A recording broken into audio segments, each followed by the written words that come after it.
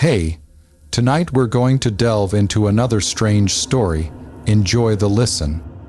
Don't forget to write a comment and put a like. Here we go.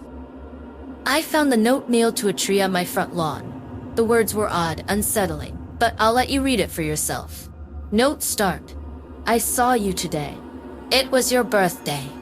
You didn't see me. You never do anymore. Your skin looked healthy, and your eyes were the most beautiful I've ever seen. You've grown so much since I first met you. For years ago, I was at my desk head down when the teacher called a name I didn't recognize. Then, a voice behind me answered. I turned to see you sitting at a desk that should have been empty. Pale, thin, red-eyed day ghost, I thought. Fireflies flitted around you, through you. No one else noticed you. I waited for something to happen, for someone to acknowledge you, for you to do something unnatural.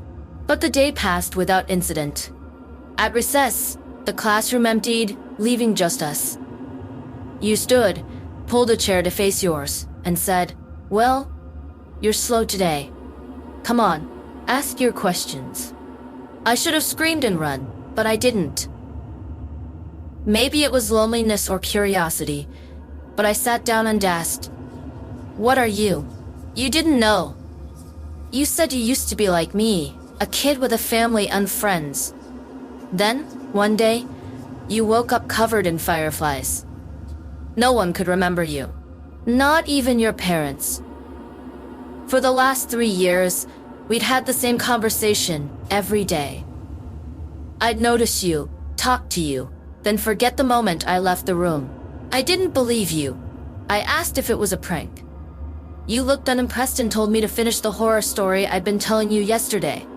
But I hadn't told anyone that story yet. Despite everything, I stayed and finished the story. When recess ended, you told me to go. I left but decided I wouldn't forget you. That night, I carved your name into my arm. Painful as it was, it worked. The next day I remembered. For the first time, we had a real conversation. You seemed shocked that anyone would want to remember you. Over time, we became inseparable. We spent days together, and you told me how you survived unnoticed, even in your own home. One winter morning, I forgot. It was an accident. I wore a jacket, covering the scar.